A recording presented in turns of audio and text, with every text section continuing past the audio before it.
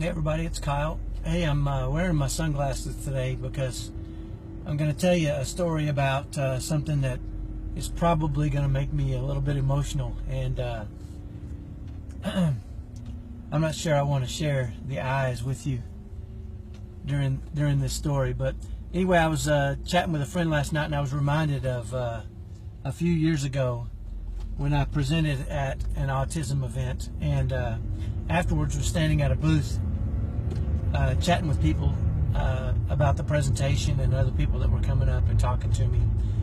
And I was approached by a lady who said, she came up to me, she was an older lady, and she said, "I have a problem and I want your help with it, Kyle." And so I asked her to tell me what was going on, and she said, "Well, I've got a daughter who's almost 30, and she has an 8-year-old son who's on the autism spectrum. And my daughter basically refuses to take care of him. And so he's my responsibility now. And, you know, I don't really know what to do." And so I started asking her questions, and it, you know, turns out, I won't get into all the details of the questions, but ultimately what she said was that her daughter had this baby out of wedlock and was a single parent, and certainly just wasn't mature enough to manage the situation, and that she basically kind of dumped this little boy on her.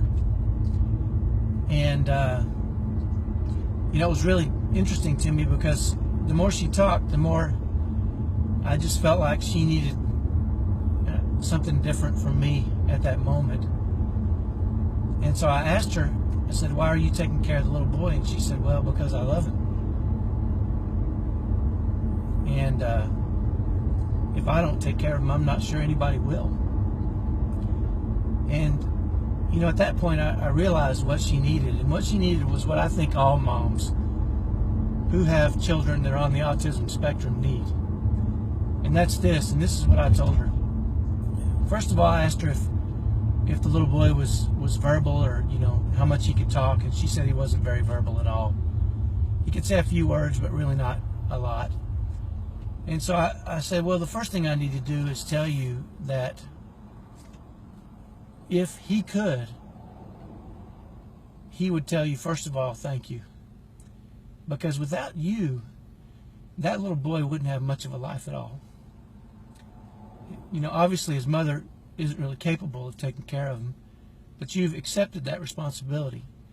And he would tell you, thank you for being there for him and providing him some semblance of a normal life.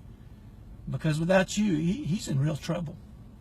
So you need to know that he thanks you. Whether he can say it or not, you need to know that you're appreciated and he thanks you. And the second thing I think you need to know is that, in my opinion, there's no greater calling in this world than to take care of those who can't really take care of themselves. To me, it's an honorable thing, and she's accepted that responsibility. And I just wanted her to know how much I honored her and how much I appreciated that she would do that for him. And, you know, I told her, and I want to tell you too, that the service you provide to these kids, and maybe even adults, I know I'll probably be providing service, my wife will be providing service to our kids until she's not really around anymore. And, you know, they need someone to love them and to take care of them. And to me, the moms, you moms out there that do this, it's so honorable. And I want you to know that, first of all, I honor you, and secondly, you need to understand that what you're doing is valued. You need to feel honored. When you're struggling to take care of your child, you need to know that there's honor in doing that. I know it's hard. I watch my wife do it every day. I understand. I've got 2 sons that are on the spectrum. I understand it's hard. I understand it's difficult. I understand there's a lot of things that go on that people that don't have kids on the spectrum, they can't understand. And that's okay, but I understand. And I want you to know I honor you. And I appreciate what you're doing. And your child, if he could, would tell you thank you. I know that. So I guess the message for today is pretty simple. Number one, know that what you're doing is valiant. And number two, feel good about what you're doing, because you're doing something that's really a higher calling. It's a higher calling to take care of those people that can't take care of themselves. And I want you to know that that's how I feel about it. So maybe that's not as uplifting as some of the other stuff I do, but I just felt the need to share that. So have a great day. I'll talk to you tomorrow. Bye-bye.